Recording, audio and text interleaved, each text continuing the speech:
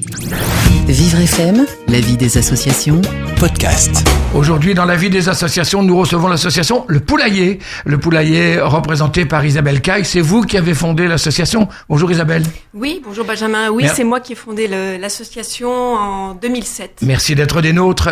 Laurent Sivernat, vous connaissez bien la maison, hein? Vous avez retrouvé un sens de l'orientation évident. Je suis trop contente de vous revoir Benjamin et vous aussi donc, Carole. Et moi donc, plaisir. Laurent Sivernat, donc vous êtes actrice au sein de cette compagnie Le Poulailler. Oui, c'est un bien grand mot. En tout cas, toujours est-il que je m'y amuse bien. Mais c'est un bien grand mot. Vous savez que Sacha Guitry disait, toutes les femmes sont comédiennes à part quelques actrices.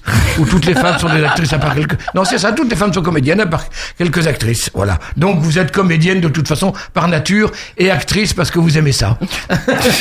Et puis Claire Convert qui représente l'association Envoludia. Bonjour Claire. Bonjour Benjamin. Alors Claire, vous êtes là parce que Le Poulailler va donner en votre faveur, en faveur de l'association Envoludia, une représentation de la pièce qu'elle s'apprête à donner pendant un certain temps. On va reparler de tout ça. La pièce s'appelle La puce à l'oreille et votre soirée à vous, ce sera le 11 mars, c'est ça? Ce sera le vendredi 11 mars. Vendredi 11 mars, on y sera tous, évidemment. Alors, reparlons dans un premier temps, si vous le voulez bien, de cette compagnie de théâtre, Le Poulailler. C'est vous qui l'avez créée, Isabelle Caille, donc vous savez tout sur cette compagnie. Ça a commencé en 2007, cette belle aventure. Hein. Ça a commencé en 2007, ça me chatouillait déjà depuis quelques années.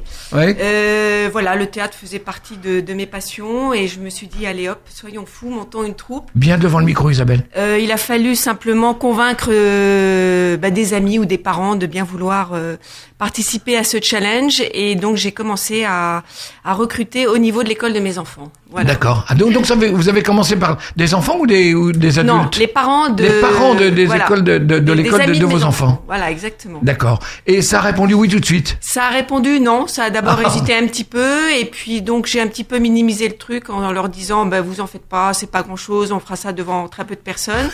Et puis les représentations avançant, je leur ai dit attention, on fait ça vraiment dans un théâtre et il faut y aller. Et donc c'est là où ça a été un petit peu un déclic et puis comme ça c'est très bien passé. On a enchaîné sur les années suivantes. Voilà.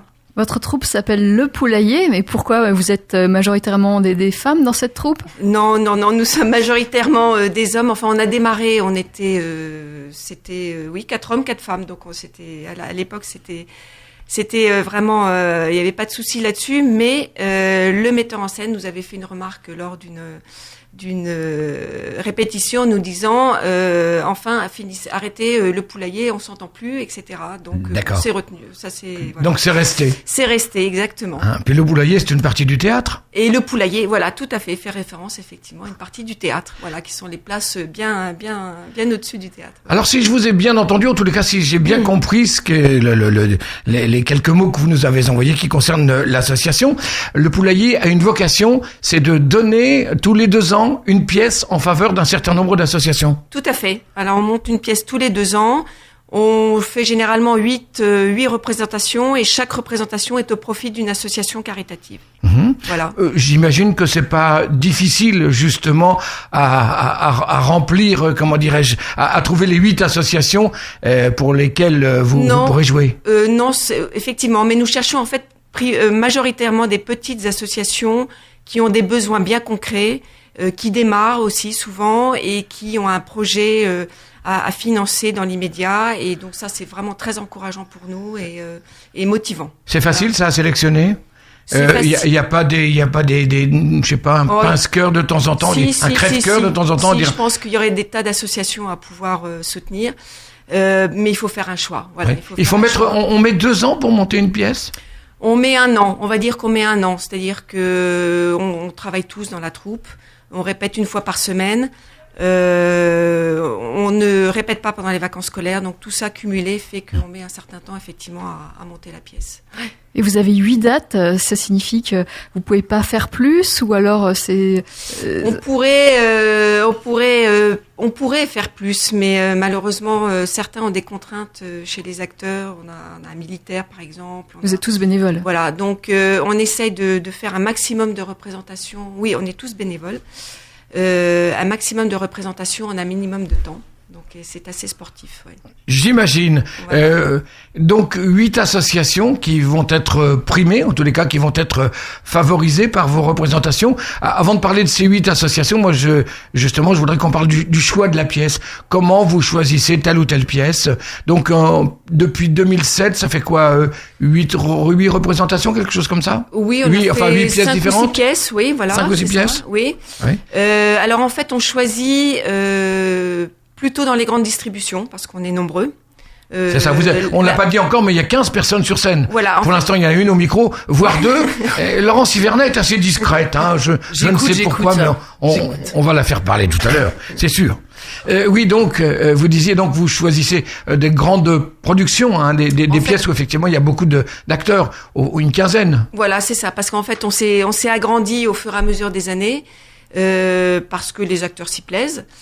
Donc voilà, donc on choisit dans les grandes distributions et c'est souvent dans les pièces vaudeville comme Feydeau où on trouve ce genre de distribution. Donc voilà pourquoi on se dirige plutôt vers ces comédies. Le contemporain étant souvent réduit à des petites distributions, c'est plus compliqué pour nous. Voilà. Mais même dans une grande distribution, tout le monde ne va pas avoir la même place, le même jeu, le même. Non, mais chacun a sa façon de participer. Donc il y a effectivement des plus grands rôles, voilà. Mais les plus petits rôles sont très importants aussi. C'est ceux qui mettent un petit peu aussi d'oxygène dans la pièce, qui relancent aussi souvent l'intrigue. Donc chacun a un rôle bien précis et très important. Ouais. Et Laurence pourra me le confirmer. Alors, vous le disiez, hein, c'est une troupe de théâtre amateur, mais ce sont avant tout des amis qui se sont réunis. Oui, malgré tout, on arrive justement, Carole posait la question un petit peu comme ça, on arrive malgré tout à faire taire les égos. Il n'y a pas d'ego, il y a pas un qui dit ouais, mais moi j'ai un tout petit rôle, tout bien ça. Bien sûr que si, et tout ça se produit au moment de la distribution des rôles. C'est-à-dire que ça commence par des baffes, tout ça, puis après exactement, on distribue. Oui. C'est un peu une mini pièce de Feydeau à l'intérieur de notre troupe. Il y a des portes qui claquent. Des portes qui claquent. Et il y a des claques qui portent également. On va le dire, des tensions, forcément. Mais après, chacun, une fois que les rôles sont répartis, chacun. Il n'y a plus de problème. Voilà. Il y a quelqu'un qui a une voix prépondérante, par exemple la vôtre, Isabelle Caille. C'est vous qui avez créé la troupe. Est-ce par conséquent que c'est vous également qui avez une place prépondérante, une voix prépondérante? J'essaye de ménager la chèvre et le chou. C'est pas toujours facile parce que ce sont tous des amis. Mais on essaie de faire plaisir à tout le monde. Oui, c'est pas toujours facile. Mais bon, je pense qu'à la fin, chacun est très content de ce qu'il a produit et de sa participation. Est-ce qu'on peut vraiment rester amis et travailler aussi longtemps? Oui. On va le voir dans un instant. Là, il y a Laurence Hivernet, Isabelle Caille. Pour l'instant, elles ne se sont pas encore tirées la bourre, mais allez savoir. Allez savoir. Vous donnez prochainement, donc le 11 mars prochain, on reparlera de toutes les associations, mais notamment une représentation en faveur de l'association Envoludia. Et si vous le voulez bien, on va parler de Envoludia après une pause musicale sur Vivre FM. La vie des associations, jusqu'à 11h sur Vivre FM. Aujourd'hui sur Vivre FM, dans la vie des associations, nous recevons l'association Le Poulailler. C'est une troupe de théâtre amateur dont la vocation est de donner tous les 2 ans des représentations en faveur d'associations. Et cette année, c'est la bonne, j'allais dire, hein, de quelques représentations. 8 représentations vont être données en faveur d'associations. Alors autour de la table, pour représenter Le Poulailler, il y a Laurence Hivernet et Isabelle Caille. Et puis pour représenter une association qui va être, j'allais dire, favorisée, en faveur de laquelle va être jouée une de ces représentations de La Puce à l'oreille de Georges Feydeau. C'est Claire Convert qui représentera l'association Envoludia. On va en parler dans un instant. Mais Isabelle et Laurence, si vous voulez donner de la voix, hein, vous pourriez nous dire le nom des associations qui ont été primées et par conséquent qui se verront favorisées par une de ces représentations que vous allez donner. Ça va commencer quand?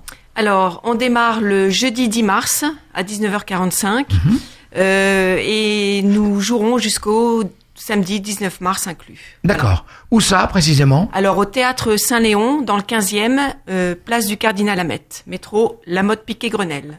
Alors, est-ce qu'on peut parler des associations en faveur desquelles vous allez jouer? Alors, nous allons jouer, donc, comme vous l'aviez évoqué tout à l'heure, pour Envoludia. Nous jouerons aussi pour les associations suivantes, pour un sourire d'enfant, l'association des parents et amis d'enfants soignés à l'Institut Curie, Next Step, qui est une association présidée par Alexandre Pozzo di Borgo, Talentéo, Les Dimanches de Malte, FOP France et Le Chemin de Pierre. Il faudra qu'on parle de toutes ces associations sur l'antenne de Vivre FM. On va commencer par la première, celle qui a décidé de venir jusqu'à nous, parce que vous le disiez, hein, dans la troupe, vous êtes tous des amis, mais il n'y a pas que dans la troupe. Au-delà de la troupe, il y a même certaines associations qui vous ont rejoint. Claire Convert, vous êtes une amie également de la troupe, hein.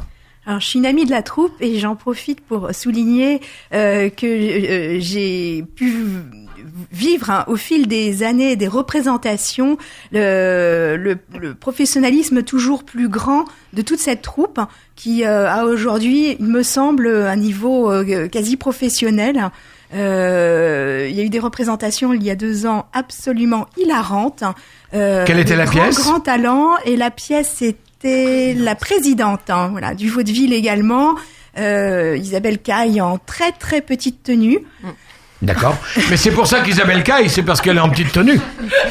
Oui. Pardonnez-moi. C'était tentant. C'est fait. Voilà, mais on n'y reviendra plus. Je les remercie de mettre leur talent à notre service. C'est un talent de comédien, c'est aussi un talent de gestionnaire, puisqu'une partie des bénéfices, et la plus grande partie des bénéfices, est reversée aux associations. Pour ça, il faut très très bien gérer en amont les dépenses et la gestion des soirées. Donc bravo. Et on ajoute que les bénéfices, une grande partie des bénéfices est reversée donc aux associations. On ajoute également que la troupe, elle, est bénévole. Complètement bénévole. Hein, donc le reste, c'est pour payer la salle et les choses comme ça. Les frais divers, voilà. Les frais divers. On essaie de limiter au maximum. Voilà. Alors, on va reparler évidemment de votre troupe, le Poulailler. Vous restez avec nous, Laurence Hiverna, Isabelle Caille.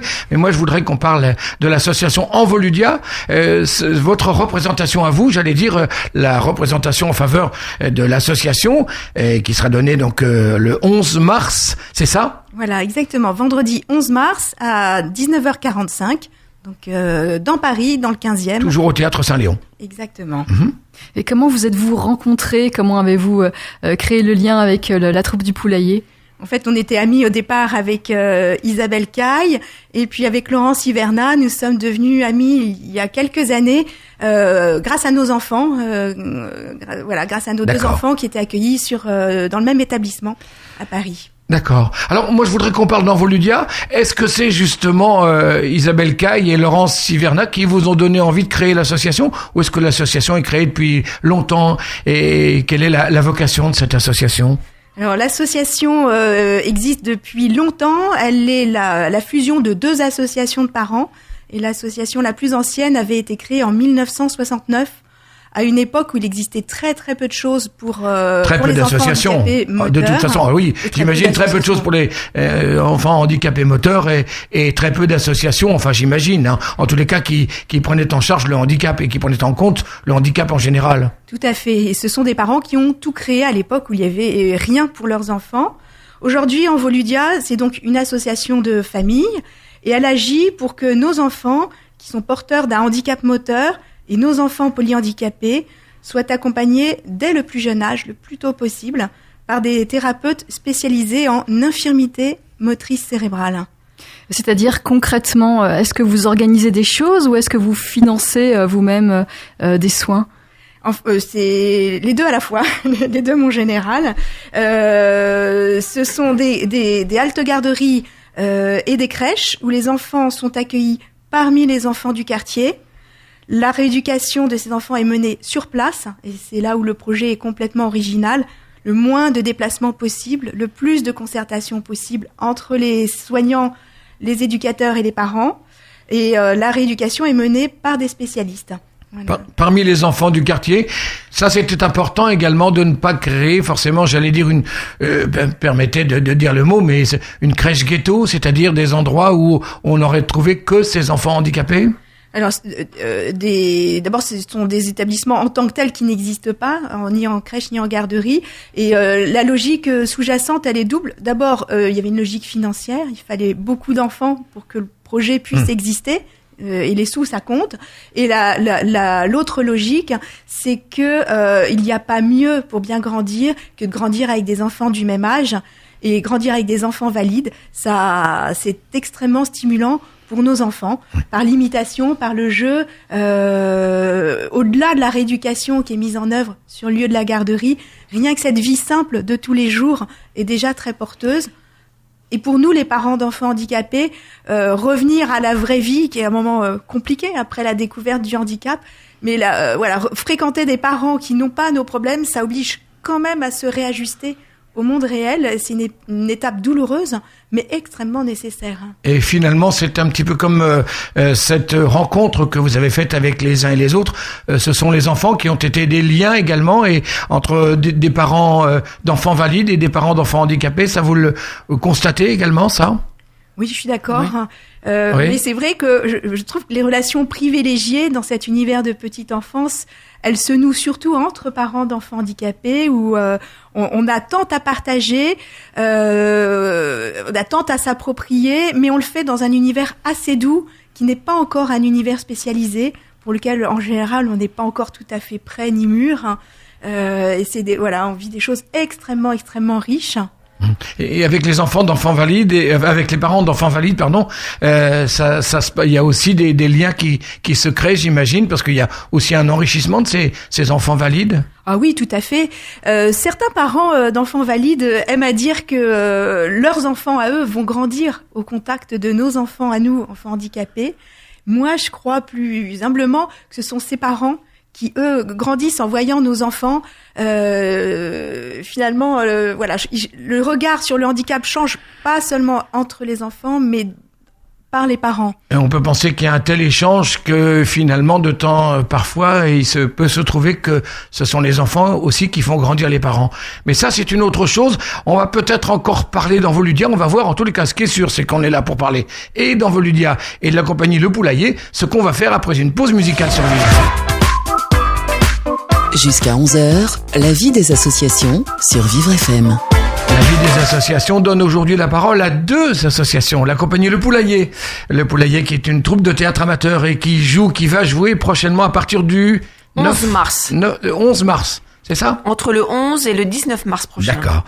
Donc, 8 représentations, une série de 8 représentations en faveur d'associations, dont l'association Envoludia. Et ça tombe bien, c'est l'association Envoludia qui est aussi avec nous par la voix de Claire Convert. Alors, on vous a fait parler des haltes garderies parce que c'était le début, mais Envoludia, ça ne sont pas que des haltes garderies. Vous êtes d'accord, Claire ?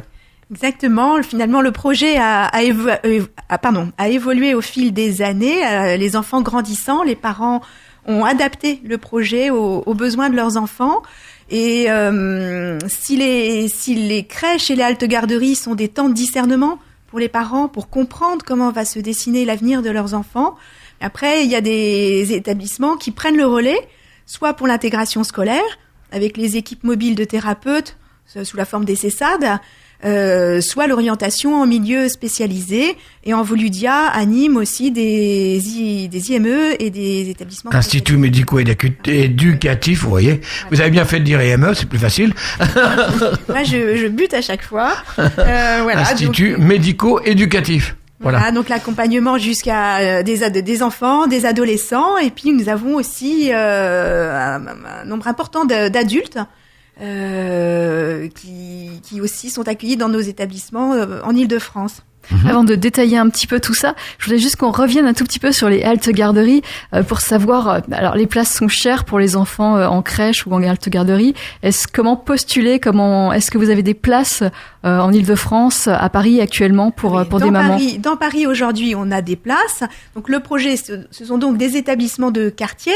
Un tiers des places, un tiers des enfants accueillis chez Envoludia sont des enfants handicapés. Et ça fait de notre projet un projet unique en France. C'est la proportion la plus importante d'enfants handicapés accueillis en milieu ordinaire. Et vous avez combien de haltes garderies ? Donc il y a 5 haltes garderies et crèches, et on accueille environ 280 enfants chaque année. Parmi eux, 30%, un tiers, sont handicapés. Et une fois que les enfants ont atteint 6 ans, donc la halte garderie c'est terminé, qu'est-ce qu'on peut faire ? Qu'est-ce qui peut être fait ? Alors, dès l'âge de 3 ans, une orientation est possible pour l'intégration à l'école. Et puis pour ceux pour lesquels c'est plus compliqué ou avec une intégration à temps partiel à l'école, ce qui est fréquent, ils restent sur la garderie. Et puis à 6 ans, c'est l'orientation en milieu spécialisé le plus souvent. Mais voilà, ce sont des temps de discernement importants, à la fois pour l'enfant qui peut montrer beaucoup de progrès pendant ces années-là, et pour qui rien n'est jamais définitif. Orienter un enfant dès l'âge d'1 an, c'est pas si fréquent.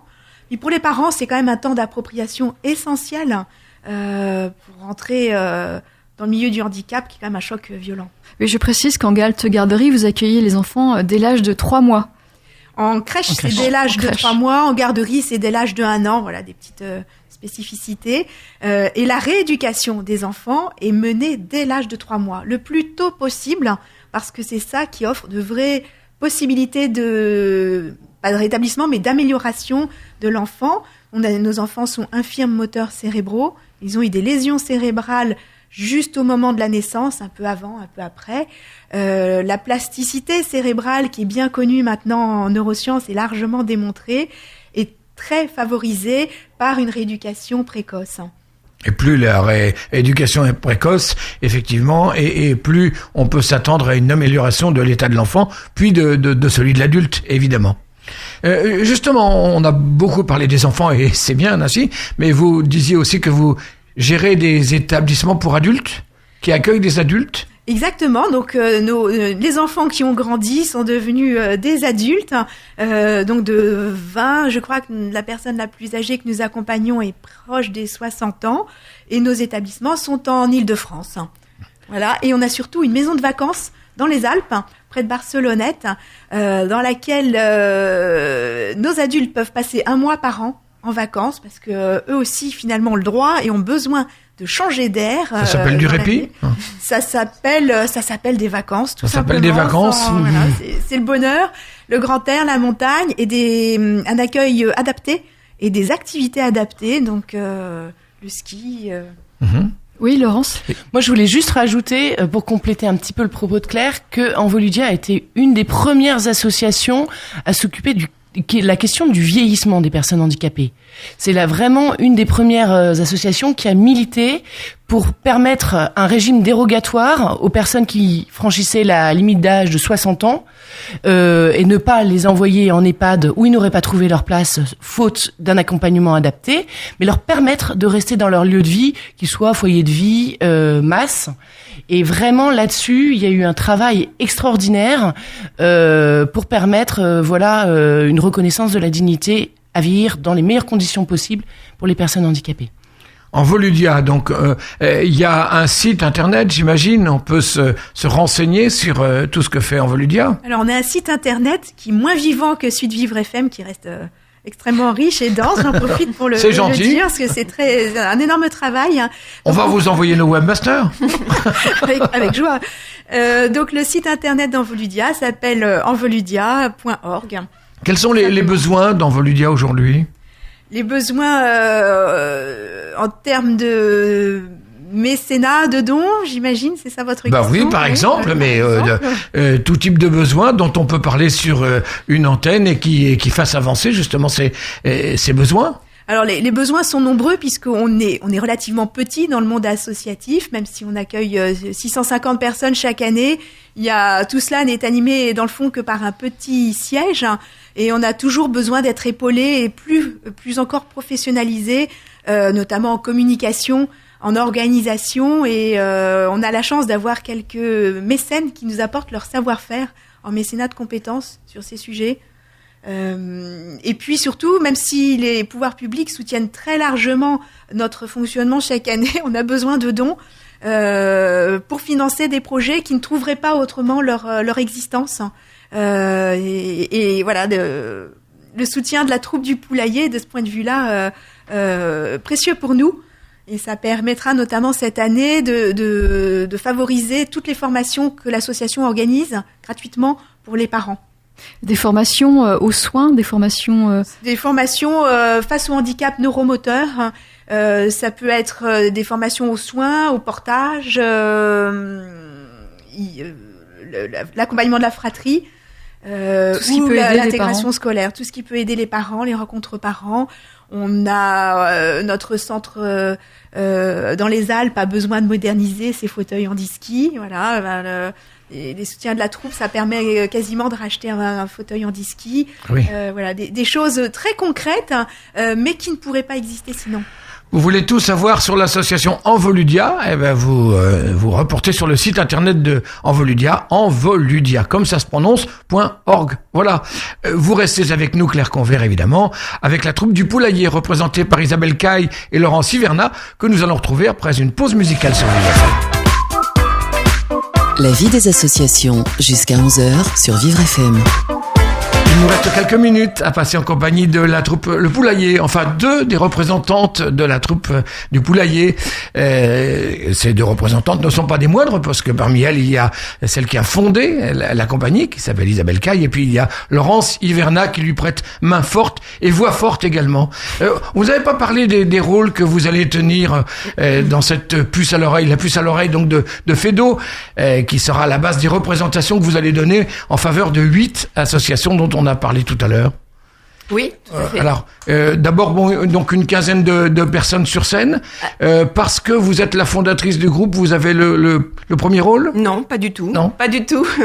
Non, je pense que c'est une pièce essentiellement où ce sont surtout les rôles d'hommes qui sont importants. Les rôles de femmes sont moins importants, mais bon, ils ont forcément leur place dans la pièce. Et on se rend compte que c'est finalement quand même les femmes qui mènent la danse. Comme toujours. Voilà. Donc voilà. Mais bon, c'est une pièce avec plein de quiproquos, de malentendus, etc. C'est la base du vaudeville en général. Voilà, exactement. Et ça n'en est pas moins celle de la puce à l'oreille. Hein. Voilà, tout à fait, exactement. Ouais. Et voilà, donc je vous invite vivement à venir la voir. On viendra. Avec vos enfants à partir de 13-14 ans. Je pense que ça peut marcher. Ça peut bien les amuser en tout cas. Carole. Voilà. Qu'est-ce que ça raconte exactement, la puce à l'oreille? Oh, c'est une femme qui est persuadée que son mari la trompe. Et elle va faire appel à sa meilleure amie pour lui donner conseil et vérifier si effectivement celui-ci la trompe. Et elle va être prise elle-même dans son propre piège. Et donc je vous raconte pas la suite. Non. Mais vous le savez bien, ça se terminera bien. Très bien. Et on va bien rigoler. Et vous allez bien rigoler, pas de souci là-dessus. Ça c'est sûr. Alors vous donnez des représentations toutes les 2 ans. Ça veut dire qu'il faut 2 ans pour monter une pièce où il y a des moments, il y a des temps morts où j'allais dire vous vous ennuyez, vous vous retrouvez pour prendre le thé ou le café parce que il n'y a pas de pièce à répéter. Je dirais que ce temps-là, je le ressens surtout, et je pense les autres aussi, les autres comédiens, après les représentations. C'est-à-dire que ça a été souvent des moments très très intenses que nous avons vécu ensemble, notamment les 2-3 derniers mois. Parce que nous répétons de manière beaucoup plus intense. Et le fait de se retrouver après la dernière du jour au lendemain sans rien avoir à faire à part la gestion des comptes etc. C'est vrai que ça donne un petit blues. Là, c'est un moment qui est très très difficile. Enfin, l'entre-deux quoi. Enfin entre le moment où on a terminé les représentations et où on se dit va falloir recommencer une nouvelle saison. Exactement. Ça c'est très très. Donc ça c'est quoi, 3 mois, 2-3 mois, c'est ça? Alors ça dure 1 mois. Après, il faut qu'on se penche sur le choix d'une autre pièce. Ça prend parfois un petit peu de temps parce qu'on en lit pas mal avant de choisir. Et comment vous procédez? Vous faites un choix, vote en fait, à main si levée? je demandais l'avis à toute la troupe, je crois qu'on serait pas encore sur les planches. Oui, ça sera un vrai vaudeville dans le vaudeville. Voilà, exactement. Donc nous sommes 3 à lire des pièces et à réfléchir là-dessus. Et ensuite, on propose généralement 2 pièces aux comédiens. Et voilà, et on choisit là-dessus. Des choix de pièces drôles.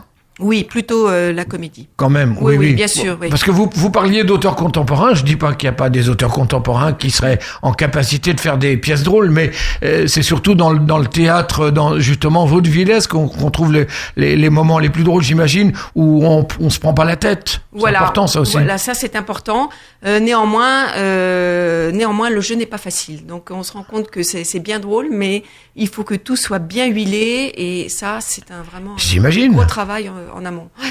Est-ce que c'est facile pour un comédien amateur de faire rire Est-ce que c'est plus dur que de faire pleurer, d'être... Alors, on dit toujours que c'est plus dur de faire rire que pleurer. Alors ça, moi, je pourrais pas vous le confirmer parce que j'ai jamais joué de Vous tragédie. avez jamais fait pleurer? Si, j'ai joué Antigone d'Anouilh quand j'étais plus jeune. Voilà, ça m'avait pas tellement plu, mais je trouvais ça très drôle d'être sur scène. Donc déjà, je trouvais ça très drôle. Vous avez joué à Antigone, vous ne vous êtes pas emmêlé les crayons? Non, je me suis pas emmêlé les crayons. Pardon. J'avais un très bon crayon d'ailleurs. Non, voilà, donc non, c'est pas toujours facile. Et en fait, ce qui est très amusant, c'est que on ne sait pas toujours comment va réagir le public. Et le public réagit différemment en fonction des représentations.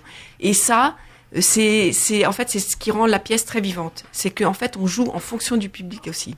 Et ça tient à quoi, ça, cette différence de réception du public? Je pense que ça tient à notre forme, ça tient à la... Au mystère aussi, au mystère de la rencontre, tout à fait, parce que, avec le public, vous allez rencontrer, je sais pas, dans ce théâtre, il va y avoir combien de places? Il y a 450 places. On rencontre 450 entités. Hein, voilà, tout à fait. Et ça, c'est le grand mystère, c'est la grande magie de la rencontre également. Voilà, et c'est très riche aussi pour nous. On découvre aussi certaines répliques qui nous paraissaient complètement anodines et qui apparemment sont très drôles. Vous vous attendiez pas, par exemple, à certains rires, à certains moments? Voilà. Oui, les gens rient pas forcément au moment auquel on s'y attend. Donc ça déstabilise, ça, justement. Il faut s'apprêter à tout ça. Non, ça ne déstabilise pas. Je dirais plus que ça, c'est mystérieux, oui, mais c'est encourageant parce qu'on se dit tiens, il réagit, il va peut-être réagir aussi sur autre chose. Et en fait, quand on voit le public réagir, ça nous motive encore plus et on se dit allez, on va se donner à fond. Vous vous donnez en public, tous les 2 ans. Ça veut dire à partir du moment où les représentations sont terminées et d'autres vont avoir lieu, on va dire 1 an et demi plus tard, il y a un entraînement sportif, il y a quelque chose, ou alors au contraire, il y a un entraînement, je sais pas, 3 mois avant de commencer, il y a des choses il y a un rituel, il y a... Oui, on fait de la musculation tous les jours. C'est vrai? Non, bien sûr. Oui.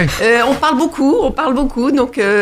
ça vous change vraiment. Langue, on va dire. Ça vous change vraiment.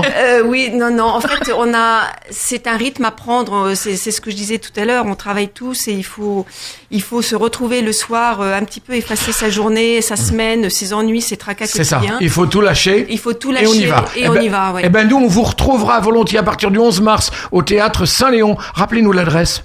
11 place du Cardinal Ahmed dans le 15e métro La Motte Piquet-Grenelle. Et d'ores et déjà, les places sont en vente ou on peut prendre ces places? Vous pouvez réserver déjà en ligne sur le site lepotcommun.fr. Lepotcommun.fr. Voilà, on n'hésitera pas. Voilà, vous tapez la puce à l'oreille et vous trouverez notre site de réservation. Très bien. Merci infiniment. Merci Isabelle Caille. Merci Laurence Hiverna. Merci Claire Convert d'avoir représenté, vous, de votre côté, l'association Envoludia. J'espère bien qu'on vous retrouvera un jour sur l'antenne de Vivre FM. Puis vous également, Isabelle et Laurence, n'hésitez pas à revenir emprunter les micros de Vivre FM. On aura toujours à cœur de parler de vos prochaines représentations. Merci à vous. Merci Benjamin. Vivre FM.